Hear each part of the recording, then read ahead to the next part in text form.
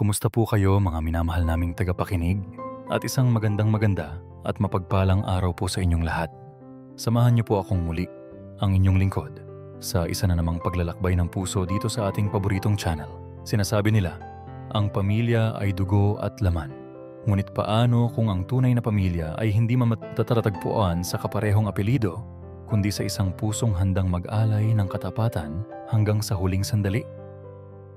Ang kwento natin ngayon ay tungkol sa isang katapalapatan na susubukin ng kasakiman at isang pagmamahal na magiging tanglaw sa gitna ng kadiliman. At dito nagsisimula ang ating kwento sa Hacienda de la Esperanza. Ang sinag ng araw sa umaga ay tila isang mainit na yakap sa malawak na hardin ng Hacienda de la Esperanza. Para kay Maya Di Makulangan, ang bawat umaga rito ay isang biyaya. Dahan-dahan niyang binabasa ang balita mula sa dyaryo. Sapat lang ang lakas upang marinig ng matandang babaeng nakaupo sa silyang yantok sa kanyang tabi, si Doña Liwayway Soliman. Ayon sa balita, Doña Liwayway, tataas na naman daw po ang presyo ng gasolina. Basa ni Maya, bahagyang nakakunot ang noo. Isang mahinang tawa ang kumawala sa mga labi ni Doña Liwayway. Ang kanyang buhok ay halos puti na, ngunit ang mga mata niya'y may kislap pa rin ng buhay. Hayaan mo sila, Maya. Hindi naman tayo gumagamit ng gasolina para patakbuhin ang ating mga halaman. Napangiti si Maya. Sa loob ng 5 taon, ang hasyenda na ito ang naging kanyang mundo at si Doña Liwayway, ang ilaw nito. Hindi niya ito itinuring na amo, kundi isang ina. Hay nako, kayo po talaga. Pero seryoso po. Apektado po ang lahat. Ang inong mahalaga ay narito tayo. Payapa, sabi ng matanda, at marahang ipinikit ang mga mata, ninamnam ang sariwang hangin na amoy ng mga bulaklak ng rosal. Para kay Maya, ang mga sandaling ito ang kanyang paraiso. Isang simpleng paraiso na malapit ng guluhin. Isang ugong ng makina ng sasakyan ang biglang bumasag sa kanilang katahimikan. Mula sa malayo, natanaw ni Maya ang isang makintab at itim na sasakyan na dahan-dahang pumapasok sa mahabang daanan patungo sa mansyon. Hindi iyon ang karaniwang sasakyan na ginagamit sa hasyenda. Agad na napatayo si Doña Liwayway, ang kanyang mukha ay nabahiran ng pananabik at kaunting kaba. Nandyan na sila. Nandito na ang aking si Miguel. Si Miguel, ang nag-iisang anak ni Doña Liwayway. Matagal na rin mula nang huli itong umuwi. Tumayo si Maya sa tabi ng kanyang ginang, handang umalalay. Bumukas ang pinto ng sasakyan at bumaba ang isang matangkad at makisig na lalaki. Ang mga ngiti nito ay kasing liwanag ng araw. "Mama!" sigaw ni Miguel, at mabilis na lumapit upang yakapin ng mahigpit ang kanyang ina. Isang tagpong puno ng pagmamahal na nagpainit sa puso ni Maya. Ngunit ang init na iyon ay biglang napawi nang bumukas ang kabilang pinto ng sasakyan. Isang babae ang lumabas, suot ang isang mamahaling puting bestida na tila hindi nababagay sa maalikabok na daan ng probinsya. Ang kanyang muka ay perpekto. Ang kanyang ngiti ay matamis, ngunit ang kanyang mga mata, may ibang sinasabi ang mga mata nito. Nais kong ipakilala sa iyo si Mahalina Reyes, ang aking fiancé." Masayang wika ni Miguel. "Magandang araw po, Doña Liwayway," bati ni Mahalina. Ang boses ay kasing lambing ng musika. Kinuha niya ang kamay ng matanda at marahang nagmano. Isang perpektong kilos ng paggalang. Ngunit habang nakayuko ito, ang mga mata nito ay hindi nakatingin sa matanda. Mabilis itong lumingon sa paligid, sinisipat ang bawat sulok ng mansyon, ang malawak na lupain, ang hardin. Para kay Maya, hindi iyon tingin ng paghanga. Iyon ay tingin ng isang taong nagsusukat, kumakalkula ng halaga. Naramdaman ni Maya ang marahang paghigpit ng hawak ni Doña Liwayway sa kanyang braso. Isang senyales na tanging siya lang ang nakakaintindi. Ang gabing iyon, isang marangyang hapunan ang inihanda. Si Mahalina ang sentro ng atensyon. Walang tigil siya sa pagkwento tungkol sa buhay nila ni Miguel sa syudad. Pinupuno niya ng pagkain ang plato ni Doña Liwayway, tinatawag itong Mama, at bawat kilos niya ay puno ng paglalambing. Si Miguel naman ay halatang lubos na nabibighani sa kanya. Napakabait na bata, bulong ni Doña Liwayway kay Maya nang minsang makalapit ito para magsalin ng tubig. Ngumiti lamang si Maya bilang tugon, ngunit hindi mapakali ang kanyang kalooban. Sa gitna ng masayang kwentuhan, aksidenteng natabig ni Doña Liwayway ang kanyang baso. Natapon ang tubig sa mamahaling mantel. "Nako, pasensya na," sabi ng matanda, nahihiya. "Ayos lang po, Mama. Aksidente lang po yun," mabilis na sabi ni Miguel. "Oo nga po, huwag po kayong mag-alala," segunda ni Mahalina habang mabilis na kumukuha ng serbilyeta. Ang ngiti ay nasa labi pa rin niya, ngunit hindi iyon nakaligtas sa matalas na mata ni Maya. Sa isang saglit, bago bumalik ang pagkukunwari sa mukha nito, nakita ni Maya ang isang bahagyang pag-igting ng panga nito, isang mabilis na kislap ng inis sa mga mata nito. Isang kislap na kasing bilis ng kidlat, ngunit sapat na para magtanim ng binhi ng duda sa puso ni Maya. Nang matapos ang hapunan at ang lahat ay nagpapahinga na, nagpaalam si Maya na magliligpit. Gabi na nang matapos siya sa kusina. Ang buong mansyon ay tahimik na. Habang papunta siya sa kanyang silid, napadaan siya sa sala kung saan madilim at tanging ang liwanag lamang mula sa buwan ang tumatagos sa malaking bintana. At doon, narinig niya ito. Isang boses na pamilyar, ngunit may ibang tono. Boses ni Mahalina. Nakatayo ito malapit sa bintana. May kausap sa telepono. Ang boses na kanina'y malambing at matamis ay ngayoy malamig, matalas at walang anumang emosyon. "Hindi ko kailangan ng dahilan. Ang kailangan ko ay resulta," sabi ni Mahalina sa mababang boses. "Pasensya? Ang pasensya ay para sa mga talunan. Siguraduhin mong nasa ayos na ang lahat." Napatigil si Maya sa kanyang kinatatayuan, tila napako sa sahig. Ang kanyang puso ay nagsimulang kumabog ng malakas. Ang anino ni Mahalina sa ilalim ng sinag ng buwan ay tila humaba at naging nakakatakot. Sa sandaling iyon, alam ni Maya na ang babaeng dumating sa hasyenda ay hindi isang anghel. Ito ay isang anino, at may dala itong dilim. Kinabukasan, sinubukan ni Maya na isang tabi ang kanyang narinig. Marahil ay mali lang siya ng dinig. Marahil ay tungkol yon sa negosyo.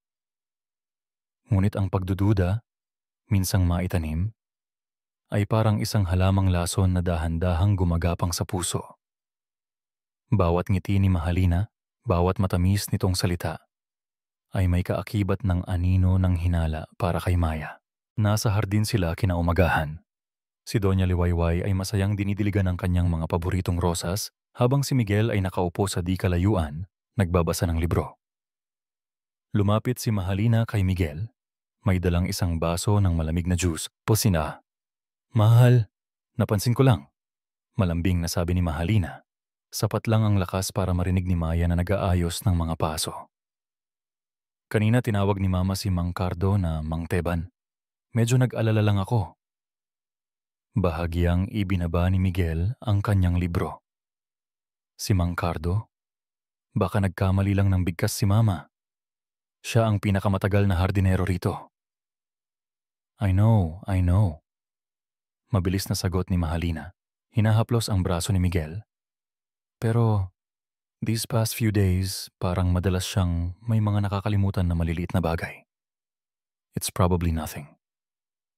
Nag-aalala lang siguro ako ng sobra dahil mahal na mahal ko ang mama mo." Tumingin si Miguel sa kanyang ina na masayang kausap ang hardinero. May bahid ng pag-aalala na gumuhit sa kanyang mukha, isang maliit na lamat sa kanyang panatag na mundo, at si Mahalina ang may dala ng pait. Alam ni Maya na hindi totoong nagkamali si Doña Liwayway. Kasama niya ito kanina. Ito ay isang kasinungalingan, binalutan ng pag-aalala. Nagsimula ang mga pagbabago. Ang mga gamot ni Doña Liwayway para sa kanyang alta presyon, na si Maya ang laging nag-aasikaso, ay bigla na lang inako ni Mahalina. "Ako na rito, Maya," sabi ni Mahalina isang umaga. Nakangiti habang inaayos ang mga tableta sa isang pill organizer. "Para makapagpahinga ka naman. I want to help. Gusto kong maramdaman ni Mama na inaalagaan ko rin siya." Wala nang nagawa si Maya kundi pumayag. Ngunit napansin niya, ang schedule na ginawa ni Mahalina ay bahagyang iba. Ang gamot na dapat ay sa gabi ay inilagay nito sa umaga. Nang sinubukan niyang itama ito, ngumiti lang si Mahalina. Ganun ba? Sige, aayusin ko." "See? Good thing I'm here to help. Baka pareho na tayong nagiging makakalimutin." Ang mga salitang iyon ay tila isang patalim na tumusok sa dibdib ni Maya. Sa mga sumunod na araw, si Doña Liwayway ay madalas na nagrereklamo ng pagkahilo. Minsan, nakita siya ni Maya na nalilito kung anong araw na. Ang dating sigla nito ay unti-unting napapalitan ng kalituhan. Hindi na natiis ni Maya. Kailangan niyang kausapin si Miguel. Hinintay niya ang pagkakataong mag-isa lamang ito sa library. Dahan-dahan siyang pumasok, ang puso niya ay kumakabog. "Sir Miguel," panimula niya. Tumingala si Miguel mula sa mga papeles na binabasa. "Oh, Maya, bakit?"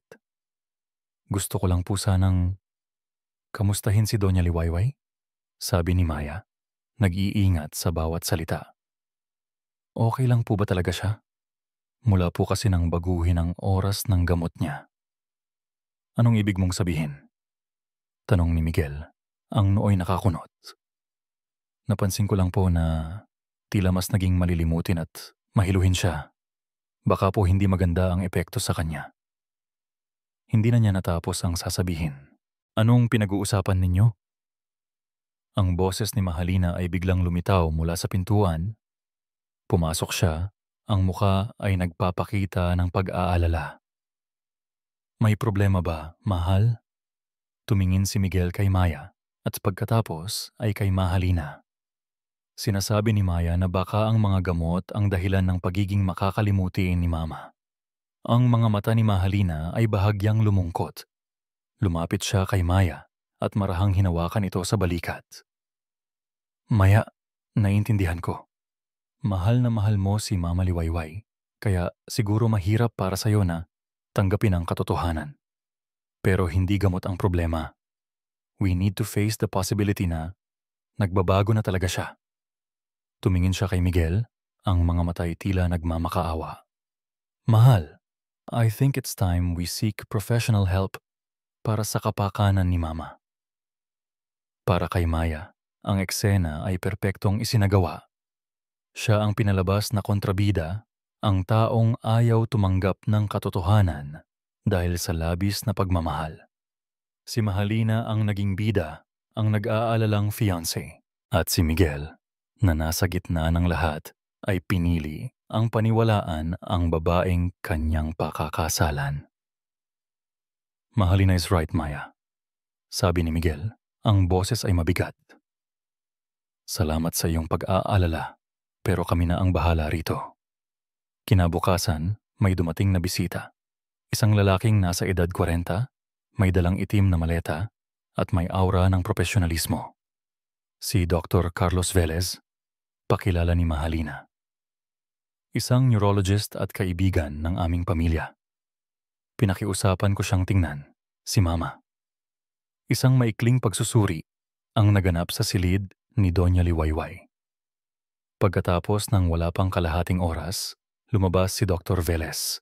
Pinatawag ni Mahalina si Miguel sa library para kausapin ang doktor. Si Maya naman, na nag-aalala, ay nagkunwaring nagpupunas ng mga palamuti sa pasilyo malapit sa bahagyang nakabukas na pinto ng library. Kailangan niyang marinig. Kailangan niyang malaman. Ang boses ni Dr. Velez ay kalmado at puno ng autoridad. Miguel, base sa aking paunang obserbasyon at sa mga kwento ni Mahalina, kailangan nating maging handa. Handa para saan, Dok? Tanong ni Miguel. Ang boses ay puno ng kaba. Isang sandali ng katahimikan ang namayani, isang katahimikan na tila mas mabigat pa sa anumang ingay. At pagkatapos nagsalita ang doktor, ang kanyang mga salita ay tumarak sa puso ni Maya na parang mga piraso ng yelo. I'm sorry, Miguel. Ang iyong ina ay nagpapakita ng mga maagang senyales ng demensya. Sa labas ng pinto, napahawak si Maya sa kanyang dibdib. Ang hangin ay tila ninakaw mula sa kanyang mga baga. Ang matamis ng ngiti ni Mahalina ay may lason. At ngayon, ang lason na iyon ay nagsisimula ng kumalat sa buong Hacienda de la Esperanza. Ang salitang demensya ay tila isang makapal na hamog na bumalot sa buong Hacienda de la Esperanza. Ang dating masayang tahanan ay napuno ng isang mabigat na katahimikan. Para kay Maya, ang bawat araw ay isang pagtitiik. Ang bawat pagdaan niya sa pasilyo ay tila may mga matang nakamasid, mga bulong na humuhusga. Ngunit ang pinakamasakit sa lahat ay ang makita si Doña Liwayway. Ang ginang, na dati puno ng buhay at sigla ay unti-unting nagkukulong sa kanyang silid. Naging matamlay ito at malayo ang tingin. Ang mga pagbabawal ni Mahalina na nakabalot sa kunway pag-aalala ang naging rehas ng kanyang bilangguan. Isang hapon, nakita ni Maya si Doña Liwayway na nakatayo sa tabi ng bintana ng kanyang silid, nakatanaw sa hardin ng mga rosas na dati halos araw-araw nitong binibisita. May lungkot sa mga mata nito na hindi kayang itago ng anumang ngiti. Gusto niyo po bang mamasyal sa hardin, Doña Liwayway? Malambing na tanong ni Maya. Papalapit na sana ang matanda sa pinto nang biglang lumitaw si Mahalina. Mama, saan po kayo pupunta? Sabi po ni Dr. Velez, hindi po maganda sa inyo ang masyadong napapagod. Dito na lang po kayo sa loob. Mas ligtas po kayo. Ang pag-asa sa mukha ni Doña Liwayway ay biglang naglaho, napalitan ng pagsuko. Walang imik itong bumalik sa kanyang upuan. Tumingin si Mahalina kay Maya, isang matamis na ngiti ang gumuhit sa kanyang mga labi, ngunit ang mga mata nito'y nanlilisik. Isang babala. Pakiramdam ni Maya ay sinasakal siya. Ang kanyang mahal na donya ay ginagawang bilanggo sa sarili nitong pamamahay. At siya'y walang magawa upang ilibang ang sarili at makalimot sa bigat ng kanyang nararamdaman. Nagpa siya si Maya na linising mabuti ang silid aklatan ni Doña Liwayway. Dito madalas magbasa ang matanda noong malakas pa ito. Habang pinupunasan niya ang isang malaki at antigong aparador ng mga libro, napansin niya ang isang hilera ng mga lumang nobela na tila hindi nagagalaw sa loob ng maraming taon. Sa kanyang pag-aayos, aksidente niyang naitulak ng malakas ang isa sa mga libro. Sa halip na mahulog, ito ay pumasok sa loob. Isang mahinang tunog ng pag-click ang kanyang narinig. Dahan-dahang gumalaw ang isang bahagi ng estante, nagbubunyag ng isang maliit at lihim na espasyo sa likod nito. Napatigil sa paghinga si Maya. Sa loob ng maliit na kompartimento, may isang bagay lamang, isang luma at makapal na kwaderno na nababalutan ng katad. Isang journal. Nanginginig ang mga kamay na kinuha ito ni Maya. Alam niyang ito ay paglabag sa privacy ni Doña Liwayway. Ngunit may isang malakas na puwersa sa kanyang kalooban na nagsasabing kailangan niya itong buksan. Ito na marahil ang kasagutan sa lahat ng kanyang mga tanong. Naupo siya sa sahig, sa isang sulok kung saan hindi siya madaling makikita. Dahan-dahan niyang binuklat ang unang pahina. Ang sulat kamay ni Doña Liwayway ay pamilyar at puno ng buhay. Ang mga unang pahina ay puno ng masasayang alaala. Mga kwento tungkol sa hasyenda at mga papuri para sa kanya. Si Maya ay isang anghel na ipinadala sa akin. Basa niya sa isang entry. Napaluha si Maya sa tuwa at lungkot. Ngunit habang patuloy siya sa pagbabasa, unti-unting nagbago ang tono ng mga nakasulat. Ang mga pahina na may petsang malapit sa pagdating ni Miguel at Mahalina ay puno na ng pag-aalinlangan. Binasa niya ang isang entry na nagpatindig ng kanyang mga balahibo. Hindi ko gusto ang paraan ng pagtingin sa akin ni Mahalina. Ang kanyang mga ngiti ay hindi umaabot sa kanyang mga mata. Pakiramdam ko, para sa kanya, isa akong bagay na kailangang alisin sa kanyang daraanan. Kinilabutan si Maya. Ito mismo ang nararamdaman niya.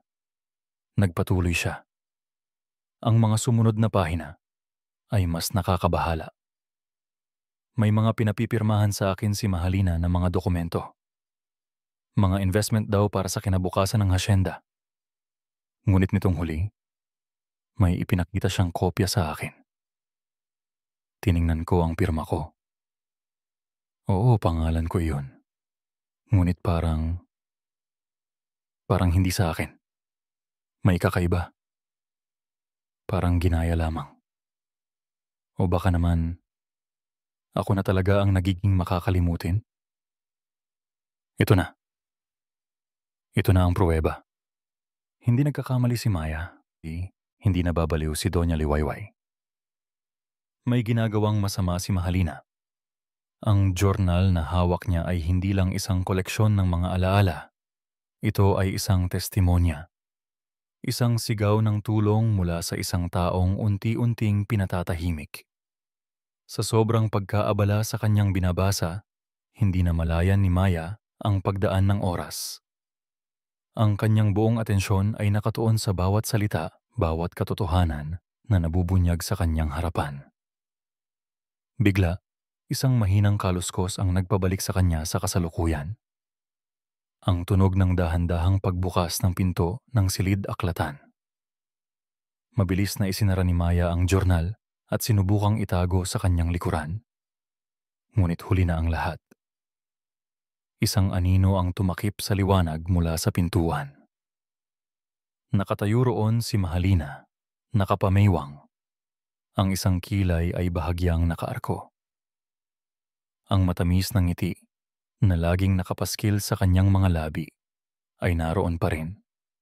Ngunit ito'y malamig, mapanuri, at walang bahid ng anumang kabutihan. Anong ginagawa mo sa mga gamit na hindi sa'yo, Maya? Tanong niya. Ang bawat salita ay tila isang patak ng lason, mabagal, at nakamamatay. Si Miguel ay nasa kanyang opisina sa ibabang palapag ng mansyon. Sinusubukang tapusin ang ilang trabaho na dinala niya mula sa syudad. Ngunit ang kanyang isip ay hindi mapakali. Ang bigat ng diagnosis ni Dr. Velez ay nakadagan sa kanyang balikat. Demensya. Isang salita na tila unti-unting kumakain sa imahe ng kanyang malakas at matalinong ina. Biglang bumukas ang pinto. Pumasok si Mahalina, ang muka'y balisa, at ang mga matay namumugto, tila kaluluha lang. Agad na napatayo si Miguel, puno ng pag-aalala. Mahal? Anong nangyari? Ayos ka lang ba? Tanong niya. Mabilis na lumapit at hinawakan ang mga balikat nito. Ang mga luha ay isa-isang pumatak mula sa mga mata ni Mahalina. Hindi ko alam kung paano sasabihin sa'yo, Miguel. Ang boses niya ay basag at puno ng sakit. Ayokong maging dahilan ng gulo. Pero nahuli ko si Maya. Simo kumunot ang noo ni Miguel. Nahuli? Saan? Sa library. Miguel, pinakikialaman niya ang mga personal na gamit ni Mama. Nahuli ko siyang binabasa ang private journal ng nanay mo. Humikbi si Mahalina. Isinubsob ang muka sa dibdib ni Miguel. Sinubukan ko siyang kausapin ng mahinahon pero nagalit siya. Sinabi niya na ako raw ang may masamang balak. Na ako raw ang problema. Naramdaman ni Miguel ang pag-igting ng kanyang mga panga. Ang pagkalito ay mabilis na napalitan ng galit. Si Maya, ang babaeng itinuring na nilang pamilya, ay gagawa ng ganoon? Nasaan siya? Malamig niyang tanong. Nasa labas. Miguel, please, huwag mo sanang palakihin. Baka nag-aalala lang talaga siya kay Mama at hindi niya na alam ang ginagawa niya. Dagdag pa ni Mahalina na lalo lang nagpagalit kay Miguel. Pinalalabas pa ni Mahalina na si Maya ang biktima. Hindi na nagsalita si Miguel. Mabilis siyang lumabas ng opisina at nakita niya si Maya na nakatayo sa pasilyo, hawak-hawak pa rin ang journal, ang muka'y puno ng takot. Maya, sabi ni Miguel, ang boses ay kalmado, ngunit may bigat na hindi maitago. Totoo ba ang sinabi ni Halina? Nanginginig ang mga kamay ni Maya habang hawak ang journal. Sir Miguel, pakinggan niyo po muna ako. Nandito po sa journal ang katotohanan. Isinulat po mismo ni Doña Liwayway ang lahat. Ang katotohanan? Ulit ni Miguel. Tumaas ang boses. Ang katotohanan na pinakikialaman mo ang mga gamit ng ina ko? Na binibigyan mo ng ibang kahulugan ang mga isinulat ng isang taong may sakit? Hindi po siya may sakit sa paraan na iniisip niyo. Pakiusap po ni Maya. Ang mga luha ay nagsisimula na ring mamuo sa kanyang mga mata. Ginagamit lang po kayo ni Mahalina. Niloloko niya po tayong lahat. Tama na. Sigaw ni Miguel. Hindi na napigilan ang sarili. Nasasaktan siyang marinig ang mga akusasyon na yon mula sa taong pinagkakatiwalaan niya. Lumabas si Mahalina mula sa opisina, ang mukha'y puno ng awa. Mahal, tama na. Huwag mo siyang sigawan. Lumapit siya sa tabi ni Miguel at marahang hinaplos ang likod nito. Tumingin siya kay Maya. Maya, nakikita mo ba ang ginagawa mo? Sinisira mo ang pamilya. Ang mga isinulat ni Mama dyan ay maaaring dala lang ng kanyang kondisyon. At ginagamit mo yon para manira. Bakit? Dahil ba nagseselos ka? Ang salitang selos ay tumama kay Miguel. Yun ba ang dahilan? Nagseselos ba si Maya dahil may ibang nag-aalaga kay Doña Liwayway?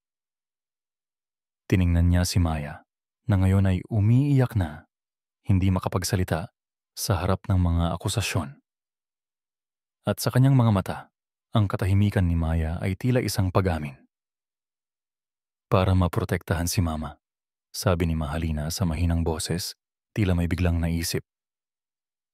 Miguel, siguro dapat tayong magpalagay ng mga security camera sa loob ng bahay para mabantayan natin si Mama at para na rin sa kaligtasan ng lahat. Ang suhestyon ay tila napakatalino, isang solusyon para matapos na ang lahat ng hinala. Tumango si Miguel, ang isip ay sarado na. Sakto namang dumaan si Rico, ang kanilang malayong kamag-anak na tumutulong din sa hasyenda. Nakita niya ang tensyon sa pagitan ng tatlo. May problema ba rito, pinsan? Tanong niya kay Miguel. Umiling si Mahalina. Wala ito, Rico. Mga hindi lang pagkakaunawaan. Ngumiti siya ng malungkot. Mahirap lang talagang humanap ng mga taong mapagkakatiwalaan ngayon. Ang simpleng komento ni Rico ay tila karagdagang gasolinang ibinuhos sa apoy ng galit ni Miguel. Tumingin siya kay Maya, ang kanyang mga mata ay malamig na ngayon. Walang bahid ng anumang pag-aalala na naroon kanina. Ang pagtitiwala niya ay naglaho na. Hinarap niya si Maya. Ang bawat salita ay mabagal at may diin. Hindi kita palalayasin, Maya. Dahil sa respeto ko sa mga tao na nagsilbi ka kay Mama. Pero pakinggan mo akong mabuti. Lumapit siya, ang boses ay halos isang bulong, na puno ng babala. Isang pagkakamali pa, Maya, at mapipilitan akong paalisin ka sa hasyendang ito. Pagkasabi niyon, tinalikuran niya si Maya. Inakay niya si Mahalina palayo. Iniwan ang dalaga na nakatayo sa gitna ng pasilyo. Yakap-yakap ang journal na dapat sana'y magiging kaligtasan niya, ngunit ngayon naging simbolo ng kanyang pagkatalo. Ang banta ni Miguel ay isang malamig na tanikalang gumapo sa bawat kilos ni Maya. Ang mga kamera na mabilis na naipakabit ni Mahalina ay tila mga matang laging nakamasid, naghihintay sa kanyang pagkakamali. Ang diyornal ay kinuha ni Miguel sa kanya, sinabing itabi muna para hindi na pagmulan ng gulo. Bawat araw ay isang paglalakad sa napakanipis na alambre. Ngunit ang pagmamahal ni Maya para kay Doña Liwayway ay mas matimbang kaysa sa kanyang takot. Hindi siya susuko. Kung hindi nila pinaniwalaan ang journal, kailangan niyang humanap ng ebidensyang hindi nila matatangihan. Isang pruweba na walang kinalaman sa emosyon o sa kondisyon ng matanda. Isang bagay na konkreto. Alam niyang ang lahat ng mahahalagang dokumento ay nasa opisina ni Doña Liwayway, ang lugar kung saan madalas na ngayong nagkukulong si Mahalina. Naghintay si Maya ng tamang pagkakataon. Isang gabi, nang may isang importanteng salo-salo sa bayan na dinaluhan ni na Miguel at Mahalina, alam ni Maya na iyon na ang pagkakataon niya. Hating gabi na. Ang buong mansyon ay tahimik, maliban sa mahinang tunog ng mga kuliglig sa labas. Gamit ang isang susi na matagal nang itinago ng mga kasambahay para sa emergency, dahan-dahang binuksan ni Maya ang pinto ng opisina. Ang puso niya ay dumadagundong sa kanyang dibdib. Bawat anino sa silid ay tila may buhay. Mabilis siyang nagtungo sa malaking lamesa na gawa sa nara. Nagsimula siyang maghalungkat sa mga drawer. Mga lumang papeles, mga resibo, mga titulo ng lupa. Sa ilalim ng isang makapal na folder, nakita niya ito. Isang set ng mga dokumento na bago pa. Ang nakasulat sa ibabaw, Deed of Absolute Sale. Nanginginig ang mga kamay na binuklat niya ito. Ito ay isang kasulatan na naglilipat ng pagmamay-ari ng isang malaking bahagi ng lupain ng hasyenda sa isang korporasyon na hindi pamilyar sa kanya. At sa huling pahina, nakita niya ang pirma. Liwayway VDA de Soliman. Ngunit hindi iyon ang pirma ng kanyang donya. Pamilyar sa kanya ang bawat kurba, ang bawat galaw ng pluma ng matanda. Ang pirmang nasa papel ay isang magaling na imitasyon, ngunit para sa isang taong tulad ni Maya na halos araw-araw itong nakikita, halatang-halata ang pagkakaiba. Ito ay peke. Mabilis niyang kinuha ang kanyang mumurahing cellphone. Sa gitna ng panginginig ng kanyang mga kamay, kinuhanan niya ng litrato ang bawat pahina ng dokumento. Ito na. Ito na ang ebidensya. Kinabukasan, ang pakiramdam ni Maya ay magkahalong kaba at pag-asa. Mayroon na siyang pruweba. Kailangan na lang niyang hintayin ang tamang tiyempo para ipakita ito kay Miguel. Ngunit tila may ibang plano ang tadhana. Isang tadhana na hinubog ng kasamaan ni Mahalina. Bandang tanghali, habang naghahanda ng pananghalian ang lahat, isang malakas na sigaw ang umalingaungaw mula sa ikalawang palapag. Sigaw ni Mahalina. Nawawala. Nawawala ang kwintas ni Mama. Nagmadaling umakyat ang lahat, kasama si Miguel at si Maya. Naabutan nila si Mahalina sa silid ni Doña Liwayway. Halos hysterical na. Ang kahon ng alahas ng matanda ay nakabukas at nakakalat ang laman sa ibabaw ng tokador. Ang perlas na kwintas niya, Miguel. Yung pamana pa ng lola mo. Wala rito. Umiyak na sabi ni Mahalina. Si Doña Liwayway ay nakaupo sa kama, nalilito at takot. Paanong nawawala? Tanong ni Miguel. Sinusubukang pakalmahin ang kanyang nobya. Ang mga mata ni Mahalina ay mabilis na tumingin sa paligid, dumaan kay Maya, at pagkatapos ay sa ibang mga kasambahay na naroon. May kumuha. Imposibleng mawala iyon. Nang kusa, may magnanakaw dito sa loob ng pamamahay. Kung ganoon, sabi ni Rico, na biglang sumulpot mula sa likuran. Para maging patas sa lahat, dapat sigurong tingnan ang mga kwarto ng bawat isa. Isang mungkahi na tila makatwiran sa gitna ng kaguluhan. Pumayag si Miguel. Isa-isang hinalughog ang mga silid ng mga katulong. Si Maya ay tahimik lang, alam niyang wala siyang kasalanan. Ngunit, nang sila na ang pumasok sa kanyang maliit na silid, isang kakaibang kaba ang gumapang sa kanyang dibdib. Sinimulang halongkatin ni Rico ang kanyang mga gamit, ang aparador, ang ilalim ng kama, at pagkatapos, itinaas niya ang manipis na kutsyon ni Maya. Isang bagay na kumikinang ang lumitaw mula sa ilalim nito. Dahan-dahang pinulot ni Rico ang kang perlas na kwintas. Ang sinag ng araw mula sa bintana ay tumama rito, nagbibigay liwanag sa kataksilan na naganap. Napatigil ang lahat. Ang hangin ay tila hindi gumagalaw. Tumingin si Miguel mula sa kwintas, patungo kay Maya. Ang kanyang muka ay hindi na nagpapakita ng galit. Ito'y isang maskara ng lubos na pagkadismaya. Isang pagkadismaya na mas masakit pa sa anumang sampal. Maya, paano mo nagawa ito? Ang tanging lumabas sa kanyang bibig. Hindi po ako, sabi ni Maya.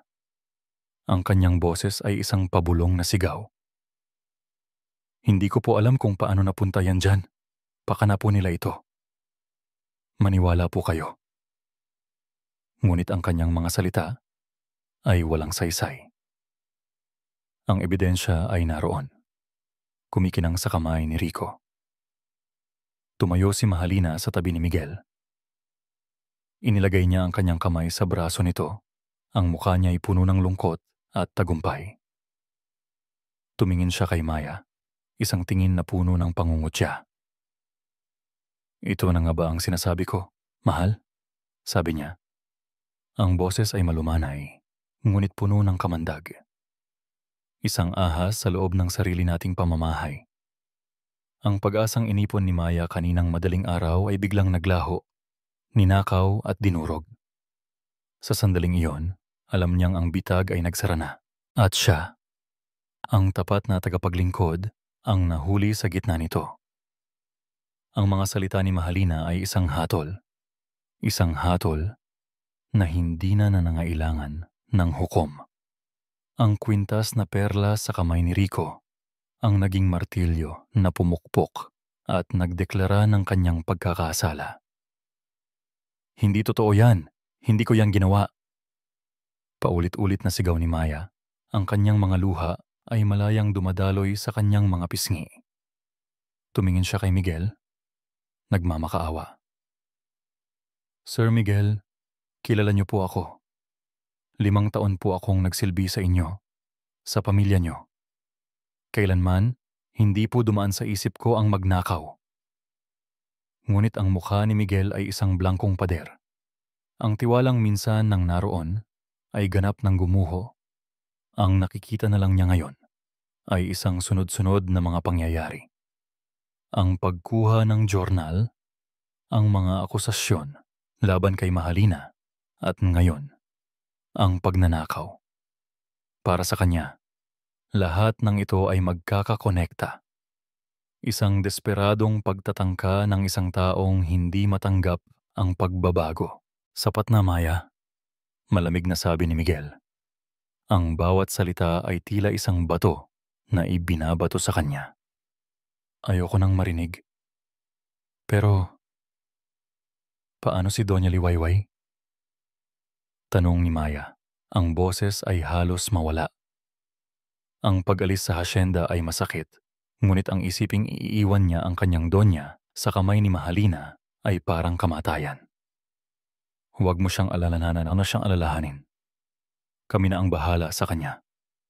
Sagot ni Miguel, at sa mga salitang iyon, naramdaman ni Maya na pinutol na ang huling hibla ng kanyang koneksyon sa pamilyang ito. Mula sa likuran, lumapit si Doña Liwayway. Ang kanyang mga mata, bagamat may bahid ng kalituhan, ay puno ng pag-aalala para kay Maya. Hinawakan niya ang braso ng dalaga. Saan pupunta si Maya? Anak, huwag mo siyang paalisin. Mabait si Maya. Mama, please. Malumanay na sabi ni Mahalina, dahan-dahang inilalayo ang matanda mula kay Maya. She needs to go. Hindi naligtas dito para sa'yo kung nandito siya. Hindi. Pabulong na sabi ni Doña Liwayway, pilit na inaabot ang kamay ni Maya. Ngunit siya'y masyadong mahina. Ang kanyang mga kamay ay bumagsak na lang sa kanyang tagiliran, habang si Mahalina ay marahang umakay sa kanya, pabalik sa kama. Ang huling nakita ni Maya sa mga mata ng kanyang donya ay isang tingin ng kawalan ng magawa. Iyon ang pinakamasakit sa lahat. Bumalik si Maya sa kanyang silid, na ngayon ay tila isang selda. Ang bawat sulok ay nagpapaalala sa kanya ng masasayang araw na lumipas. Ang maliit na mesa kung saan niya isinusulat ang mga liham para sa kanyang pamilya. Ang bintana kung saan niya pinapanood ang pagsikat ng araw sa hasyenda. Ang lahat ng ito ay babawiin na sa kanya. Dahan-dahan niyang inilagay ang kanyang mga damit sa isang luma at maliit na bag. Ang mga kamay niya'y nanginginig. Bawat damit na kanyang tinitiklop ay may kaakibat na alaala. Ang uniforme niya, ang bestidang bigay ni Donya. Liwayway noong kaarawan niya. Huminto siya, niyakap ang bestida at humagulgol nang walang tunog. Ang kanyang paraiso ay naging isang impyerno sa isang iglap. Wala nang naghatid sa kanya sa pinto. Ang ibang mga kasambahay ay nakatingin lang mula sa malayo, ang mga mukha'y puno ng awa at takot. Walang nangahas na lumapit. Paglabas niya ng mansyon, sinalubong siya ng nakakapasong sikat ng araw. Tila kinukot siya ang lamig at dilim sa kanyang kalooban. Naglakad siya sa mahabang daanan palabas ng hasyenda, ang daanang dati niyang nilalakaran ng may ngiti at pag-asa. Ngayon, bawat hakbang ay mabigat. Bawat yapak ay isang pagpapaalam.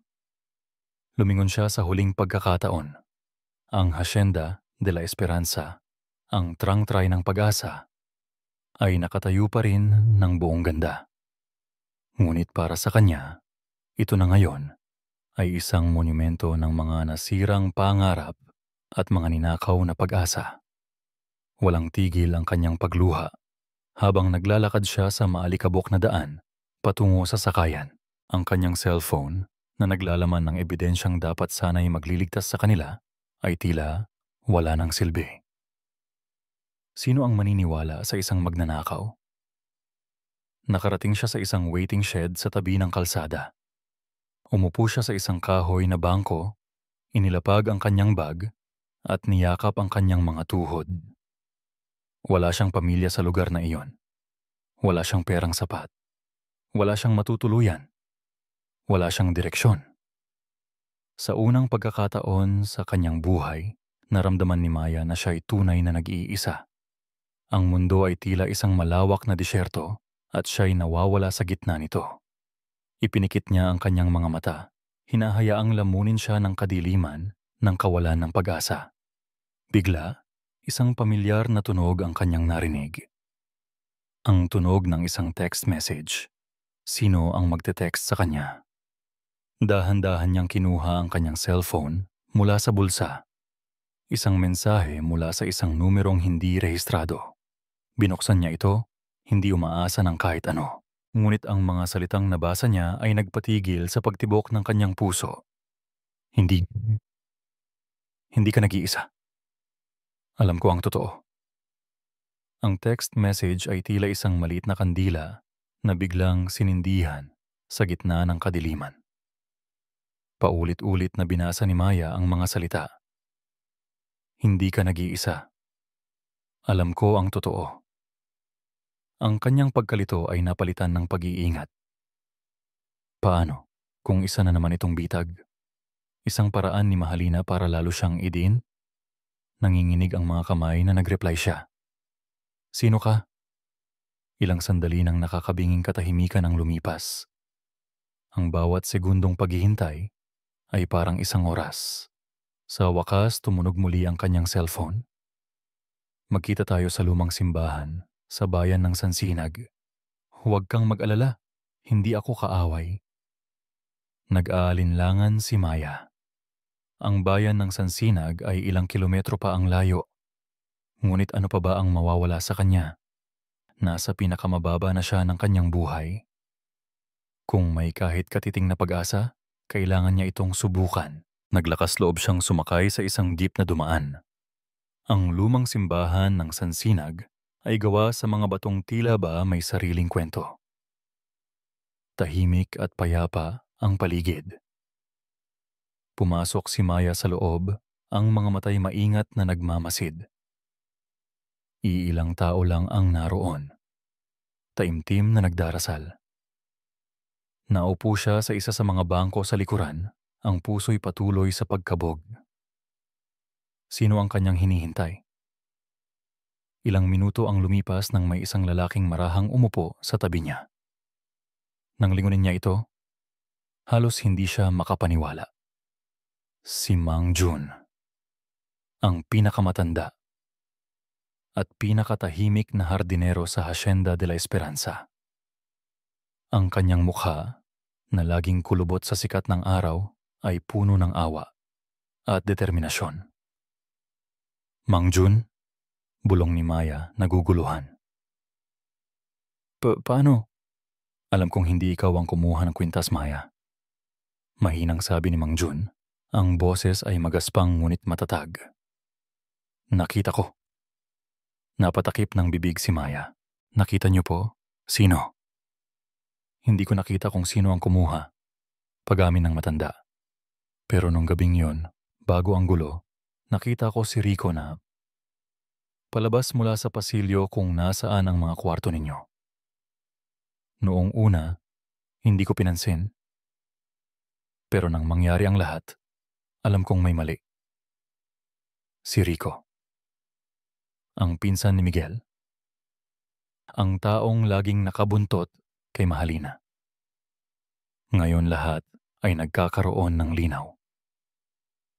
Matagal na akong nagtatrabaho sa Hacienda, Maya. Mas matagal pa kay Miguel, pagpapatuloy ni Mang Jun. Nakita kong lumaki ang batang yan. Mabuti ang puso niya, pero bulag sa pag-ibig. Pero anong magagawa natin, Mang Jun? Walang maniniwala sa akin. Isa na po akong magnanakaw sa paningin nilang lahat. Sabi ni Maya, ang pag-asa ay muling unti-unting namamatay. Hindi pa tapos ang laban? Sabi ni Mang Jun. May kinuha siya mula sa kanyang bulsa. Isang luma at basag na cellphone. Ito. Tiningnan ito ni Maya. Nagtataka. Ano po ito? Nakita ko yan sa basurahan malapit sa bodega. Ilang araw bago ka pinalis, itinapon ni Rico. Alam kong sa kanya yan dahil nakita kong gamit niya yan dati. Kinuha ko. Hindi ko alam kung bakit. Siguro may nagtulak lang sa akin. Inabot ni Mang Jun ang cellphone kay Maya. Hindi ako marunong sa mga ganito. Pero ikaw, bata ka. Baka may makita ka dyan. Kinuha ni Maya ang telepono. Luma na ito at may mga gasgas, ngunit nang sinubukan niyang buksan, gumana pa ito. Dinala siya ni Mang Jun sa isang maliit na computer shop sa bayan. Sa tulong ng isang technician, sinubukan nilang i-recover ang mga files na binura na sa telepono. Habang naghihintay, ikinuwento ni Maya kay Mang Junan ang lahat.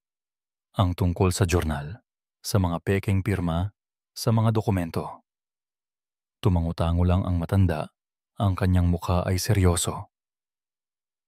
Alam kong may masamang espiritu ang babaeng yan mula pa noong una siyang tumapak sa hacienda. Sabi niya. Tapos na po, sabi ng technician. Bumalik sila sa computer. Ipinakita sa kanila ang isang folder ng mga recovered messages. Nagsimulang basahin ni Maya ang mga ito.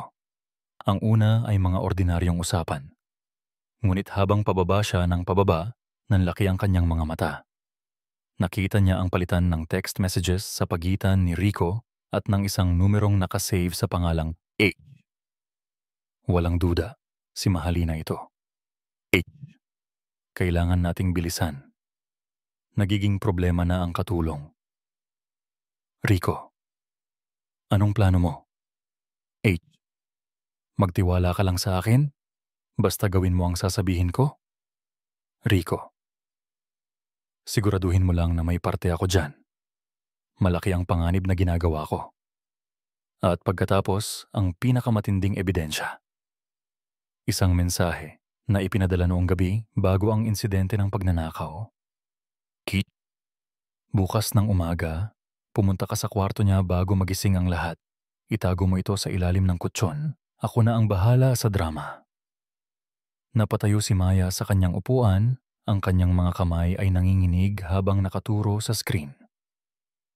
Mang Jun, ito na. Ito na po. Ang ebidensya ay nasa harapan na nila. Malinaw at hindi maikakaila. Ang buong plano ay nakalatag sa mga mensaheng iyon. Ngunit isang malaking tanong ang nanatili sa isip ni Maya. Hawak na nila ang katotohanan. Ngunit, paano nila ito ipaparating kay Miguel, ang taong nagtakwil sa kanya at hindi na kailanman maniniwala sa kanyang mga salita? Ang mga text messages ay parang isang mapa na nagtuturo sa daan palabas ng madilim na gubat. Ngunit alam ni Maya na ang paghawak sa mapa ay hindi sapat. Kailangan nilang akayin ang taong nawawala, si Miguel, patungo rito. Hindi siya maniniwala sa text lang, sabi ni Maya kay Mang Jun habang nakaupo sila sa isang maliit na karinderya. Kailangan nating marinig mula mismo sa bibig ni Rico. Pero paano? Tanong ni Mang Jun. Isang plano ang nabuo sa isip ni Maya. Isang plano na mapanganib, ngunit ito na lang ang natitira nilang pag-asa. Kinuha niya ang burner phone na ibinenta sa computer shop, isang teleponong hindi matutunton. Gamit ang numero ni Mahalina na nakuha nila sa cellphone ni Rico, nag-type siya ng mensahe. Rico, may problema. Magkita tayo sa lumang bodega sa likod ng palengke. Ngayon na. Siguraduhin mong walang nakakaalam. Ipinadala niya ang mensahe at pagkatapos ay binura ito sa telepono ni Rico para walang ebidensya. Ngayon ang kailangan na lang nilang gawin ay maghintay. Pumunta sila ni Mang Jun sa bodega. Ito ay isang abandonadong istruktura, maalikabok at amoy kalawang. Nagtago sila sa likod ng mga lumang sako ng bigas. Inilabas ni Maya ang kanyang cellphone, binuksan ang voice recorder at naghintay. Ang bawat minuto ay tila isang walang hanggan. Ilang saglit pa, isang anino ang pumasok sa bodega. Si Rico. Mukha itong balisa at palingalinga sa paligid. Halina? Nasaan ka?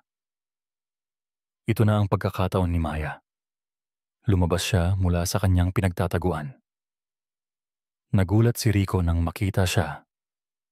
Ang pagkagulat ay mabilis na napalitan ng galit at takot. Anong ginagawa mo rito? Nasaan si Halina? Walang Halina na darating, Rico. Kalmadong sabi ni Maya. Kahit ang puso niya ay halos lumabas na sa kanyang dibdib. Ako ang nag-text sa'yo.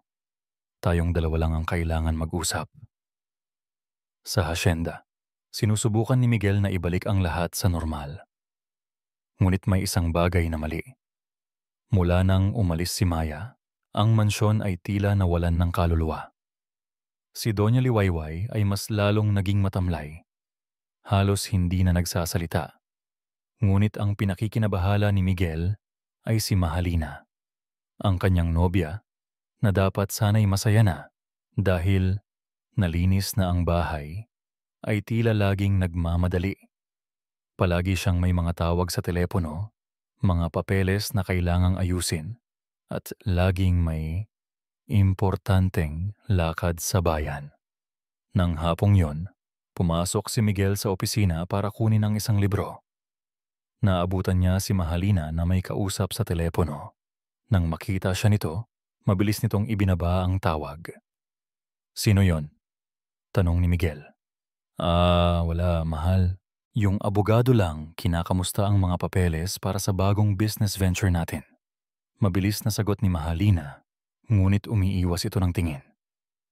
Napansin ni Miguel ang isang folder sa ibabaw ng lamesa. Ang parehong folder na nakita niyang hawak ni Maya noon. Ano yan? Wala to. Mga lumang papeles lang ni Mama. Sabi ni Mahalina. Sinusubukang takpan ng folder. Ngunit huli na. Nakita ni Miguel ang isang dokumento na bahagyang nakausli, isang draft. Ang nakasulat sa itaas. Transfer of assets to MR Holdings Inc. Inc. MR. Mahalina Reyes. Ang buong hasyenda, ang lahat ng ari-arian, ay ililipat sa isang korporasyon na siya ang nag-iisang may-ari. Isang malamig na agos ang gumapang sa kanyang likuran. Hindi ito ang napag-usapan nila. Ang sabi ni Mahalina ay, investments lang para mapalago ang negosyo. Ngunit ito ay wag-angkin. Ang mga salita ni Maya ay biglang umalingaw-ngaw sa kanyang isipan. Ginagamit lang po kayo ni Mahalina. Niloloko niya po tayong lahat. Nag-init ang kanyang ulo. Kailangan niya ng paliwanag. Ngunit bago pa siya makapagsalita, tumunog ang kanyang laptop. Isang notifikasyon ng bagong email. Hindi niya ito pinansin, ngunit ang subject line ay kumuha ng kanyang atensyon. Mag-usap? Tumawang mapakla si Rico. Wala tayong dapat pag-usapan, magnanakaw. Alam kong ikaw ang naglagay ng kwintas sa kwarto ko, Rico. Diretsong sabi ni Maya. At alam kong inutos lang yan sa'yo ni Mahalina. Natigilan si Rico. Wala akong alam sa sinasabi mo. Talaga ba? Inilabas ni Maya ang lumang cellphone ni Rico. Kung wala kang kinalaman, bakit mo itinapon ang cellphone na ito? Siguro dahil nandito ang lahat ng usapan ninyo ni Mahalina? Namutla si Rico. Ang kanyang pagiging arogante ay napalitan ng purong takot. Hindi mo yan pwedeng gawin. Magagalit si Halina. Mas dapat kang matakot sa pulis, Rico, sabi ni Maya. Alam mo ba kung ano ang parusa sa pagnanakaw at pag-frame up ng ibang tao? Baka mabulok ka sa kulungan. Si Mahalina, masaya na sa hasyenda habang ikaw ang nagdurusa. Ganun ka ba niya kamahal? Para protektahan mo pa rin siya? Ang mga salita ni Maya ay tumama sa kanya. Nakita niya ang pagdududa sa mga mata ni Rico. Anong gusto mo? Tanong nito. Ang boses ay nanginginig. Ang katotohanan. I-record mo ang lahat. Sabihin mo ang buong plano. Mula sa pagsisinungaling tungkol sa demensya ni Donya, sa pagnanakaw ng kwintas hanggang sa plano niyang kunin ang buong hasyenda. Kung gagawin mo yan, ibibigay ko to sa pulis bilang ebidensya na biktima ka lang din niya. Nag-isip si Rico. Ang pawis ay tumatagaktak sa kanyang noo. Sa huli, wala siyang pagpipilian. Tumango siya. Inilapit ni Maya ang kanyang cellphone. At si Rico, sa gitna ng kanyang takot at galit sa pagkakanulo, ay nagsalita. Inamin niya ang lahat. Ang bawat madilim na sikreto, ang bawat kasinungalingan. Pagkatapos ng confession, mabilis na ipinadala ni Maya ang audio file sa email address ni Miguel. Nagdasal siya ng taimtim na sana, sa pagkakataong ito ay buksan na ni Miguel ang kanyang mga mata at puso. Dahil sa pag-usisa, binuksan ni Miguel ang email. May isang audio file na naka-attach. Tiningnan niya si Mahalina, na abala sa pag-aayos ng ibang mga papeles, walang kamalay-malay. Nag-click siya sa play button. Ang boses ni Rico, nanginginig at puno ng takot, ay umalingaw-ngaw mula sa speakers ng laptop. Kinukumpisal ang lahat ng kanilang mga kasalanan. Ang bawat salita ay parang isang suntok sa sikmura ni Miguel. Ang kasinungalingan, ang kataksilan, ang lahat. Nang matapos ang recording, isang nakabibinging katahimikan ang bumalot sa silid. Si Miguel ay nakatitig lang sa laptop, ang kanyang mundo ay gumuho sa harap niya. Sakto namang lumapit si Mahalina May dalang isang dokumento at isang pluma.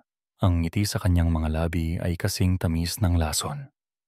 Mahal, pirmahan mo na lang ito at sa wakas, mapapamahalaan na natin ang lahat. Ang matamis na boses ni Mahalina ay isang matalim na kutsilyo na humiwa sa nakabibiinging katahimikan ng opisina. Dahan-dahang itinaas ni Miguel ang kanyang tingin mula sa laptop. Ang kanyang mga mata, na dati puno ng pagmamahal at paghanga para sa babaeng nasa harap niya, ay ngayoy dalawang madilim na balon ng pagkakanulo at galit. Hindi napansin ni Mahalina ang pagbabago. Inilapag niya ang dokumento sa harap ni Miguel, ang deed of absolute sale na maglilipat ng lahat sa kanyang mga kamay. Isang pirma na lang, mahal. At pagkatapos, magiging atin na ang lahat. Magkakaroon na tayo ng buhay na pinapangarap natin. Ngumiti si Miguel. Ngunit ang ngiting iyon ay hindi umabot sa kanyang mga mata. Ito ay isang ngiting malamig. Isang ngiting mapanganib. Magiging atin? O magiging sayo? Natigilan si Mahalina. Anong ibig mong sabihin? Hindi sumagot si Miguel. Sa halip, kinuha niya ang kanyang telepono at may tinawagan. Pumunta kayong lahat dito sa opisina. Ngayon na, mayroon tayong importanteng pag-uusapan. Ilang sandali lang, nagsimulang magdatingan ng mga tao. Ang mga kasambahay na may pagtataka sa kanilang mga mukha. Si Mang Jun, na tahimik na tumayo sa isang sulok, at si Dr. Carlos Velez na ipinatawag ni Mahalina kanina para sa isang final check-up kay Doña Liwayway, ay pumasok na may ngiti sa labi. Walang kamalay-malay sa nagbabadyang unos. Miguel, anak, anong meron? Tanong ni Doña Liwayway na inalalayan ni Mahalina papasok. Ang pagkabalisa ay bakas sa mukha ng matanda. Sandali lang po, ma, sabi ni Miguel. Hinarap niya ang lahat. Pinatawag ko kayo rito dahil mayroon tayong kailangang malaman. Isang katotohanan na matagal nang itinago sa atin. Tumingin siya kay Mahalina na nagsisimula ng kabahan. Halina, bago ako pumirma sa dokumentong ito, may gusto lang akong iparinig sa inyong lahat. Kinuha niya ang isang Bluetooth speaker at ikinonekta ito sa kanyang laptop. At pagkatapos, pinindot niya muli ang play button. Ang boses ni Rico, nanginginig at puno ng takot, ay biglang pumuno sa buong silid. Plano lahat ni Mahalina. Simula pa lang, plano na niya. Sinabihan niya akong itago ang kwintas. Sinabi niya kay Dr. Velez na magsinungaling tungkol sa demensya ni Donya. Ang lahat para makuha niya ang hasyenda. Ang bawat salita ay parang isang dagundong ng kulog. Ang mukha ni Mahalina ay biglang namutla, tila sinipsip lahat ng dugo mula rito. Si Dr. Velez ay napaurong, ang kanyang profesional na maskara ay gumuho at napalitan ng purong sindak. Nang matapos ang recording, isang mabigat na katahimikan ang muling bumalot sa silid. Lahat ng mga mata ay nakatutok kay Mahalina. Hindi totoo yan, sigaw ni Mahalina. Ang kanyang boses ay nagiging histerikal. Siraulo si Rico. Inimbento niya lang ang lahat ng yan. Miguel, mahal, naniniwala ka ba sa kanya kaysa sa akin? Lumapit si Miguel, ang bawat hakbang ay mabigat. Huminto siya sa mismong harap ni Mahalina. Noong una, naniwala ako sa'yo. Nabulag ako. Pinaniwalaan ko ang bawat kasinungalingan mo dahil mahal kita. Itinakwil ko ang mga taong tapat sa amin dahil sa'yo. Ibinagsak niya sa mesa ang mga litrato ng mga pekeng dokumento na ipinadala rin ni Maya sa email. Pati ba ito? Imbento lang? Pati ba ang pirma ng ina ko na pineke mo? Gawa-gawa lang? Wala nang masabi si Mahalina. Ang kanyang mga mata ay nag-aapoy sa galit at pagkatalo. Wala nang mga luha. Wala nang pagkukunwari. Tanging ang tunay na siya na lang ang natira. Isang babaeng sakim at mapanlinlang. Sa gitna ng lahat ng kaguluhan, isang boses ang marahang nagsalita, ngunit puno ito ng awtoridad na nagpatigil sa lahat. Si Doña Liwayway. Dahan-dahan siyang tumayo mula sa kanyang upuan. Walang alalay. Tumingin siya ng diretso sa mga mata ni Mahalina. Ang kalituhan na laging nakaguhit sa kanyang mukha sa mga nakalipas na linggo ay naglaho. Ang naroon na lang ay ang talas ng isip at lakas ng isang matriarka. Alam ko. Isang salita. Dalawang salita. Ngunit ang bigat nito ay parang isang malaking bato na dumagan sa lahat. Hindi ako kailanman nagkaroon ng demensya. Pagpapatuloy ni Doña Liwayway, ang boses ay matatag. Naramdaman ko ang lason sa bawat matamis mong ngiti. Naramdaman ko ang pagbabago sa aking mga gamot. Nagkunwari lang akong mahina para makita kung hanggang saan ang kasamaan mo. Ang pag-amin na iyon na ng huling dagok. Ang lahat ay nabunyag na. Ang buong plano ni Mahalina ay gumuho, na parang isang kastilyong buhangin na hinampas ng alon. Bumaling si Miguel sa dalawang security guard na pinatawag, na rin niya kanina pa, at naghihintay lang sa labas. Ilabas niyo sila. Habang marahas na kinakaladkad palabas si Dr. Velez at si Mahalina, nagpumiglas ang babae. Bago siya tuluyang mailabas, humarap siya kay Miguel. Ang kanyang magandang mukha ay nababalutan ng ngayon ng puot.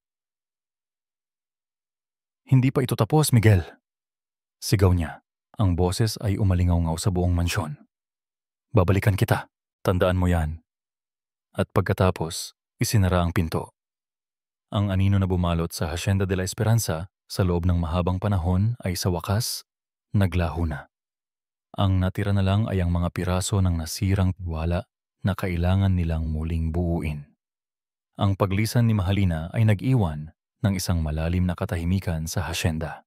Hindi ito ang payapang katahimikan na dati nilang kilala, kundi isang katahimikan na may bigat. Bigat ng pagsisisi, ng sakit at ng mga salitang hindi nasabi. Kinabukasan, maagang umalis si Miguel. Walang nakakaalam kung saan siya nagpunta. Si Doña Liwayway ay bumalik sa kanyang hardin, dinidiligan ang kanyang mga rosas na tila ba walang nangyari. Ngunit sa kanyang mga mata, may isang bagay na kulang. Isang presensya na kanyang hinahanap-hanap. Si Maya naman, kasama si Mang Jun, ay nanatili sa isang maliit na paupahan sa bayan.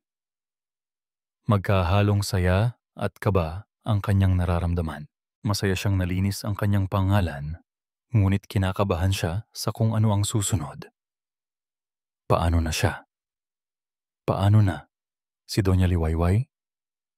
Hapon na. Nang may isang pamilyar na itim na sasakyan ang huminto sa tapat ng kanilang tinutuluyan. Bumaba mula rito si Miguel. Mag-isa. Ang dating kumpiyansa sa kanyang tindig ay napalitan ng pagpapakumbaba. Lumabas si Maya. Nagtama ang kanilang mga mata. Sa loob ng ilang saglit, walang nagsalita. Tanging ang hangin at ang tunog ng mga dumadaang tricycle ang maririnig. Si Miguel ang unang bumasag sa katahimikan. Lumapit siya, hindi sa paraan ng isang amo, kundi sa paraan ng isang taong may malaking pagkakasala. Huminto siya sa harap ni Maya, at sa harap ni Mang Jun, at ng ilang mga kapitbahay na nag-uusyoso. Dahan-dahan siyang yumuko.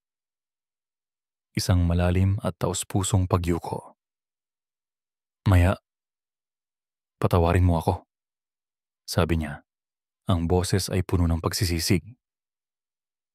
Patawarin mo ako sa hindi ko pakikinig. Sa hindi ko pagtitiwala. Patawarin mo ako sa lahat ng sakit na idinulot ko sa'yo. Ang mga luha na matagal nang gustong kumawala ay tuluyan nang bumagsak mula sa mga mata ni Maya. Hindi dahil sa sakit, kundi dahil sa ginhawa. Ang bigat na matagal na niyang pinapasan ay tila biglang gumaan. Sir Miguel, Miguel na lang. Pagtatama niya, itinaas ang kanyang tingin. Hindi mo kailanman ako tinawag na Sir Miguel – nung mga bata pa tayo. Naaalala mo ba? Tumango si Maya. Isang maliit na ngiti ang sumilay sa kanyang mga labi sa gitna ng pagluha. Umuwi ka na, Maya. Pakiusap ni Miguel. Hinahanap ka na ni Mama. Hinahanap ka na namin. Umuwi ka na sa hasyenda. Ang pagbabalik ni Maya sa Hacienda de la Esperanza ay isang emosyonal na pangyayari. Sinalubong siya ng mga kasambahay, hindi na may takot, kundi may mga ngiti at yakap. Ngunit ang pinakahihintay niyang sandali ay ang makitang muli ang kanyang donya. Nasa hardin si Donya Liwayway. Nakaupo sa kanyang paboritong silyang yantok. Nang makita niya si Maya, ang kanyang mga mata ay nagliwanag.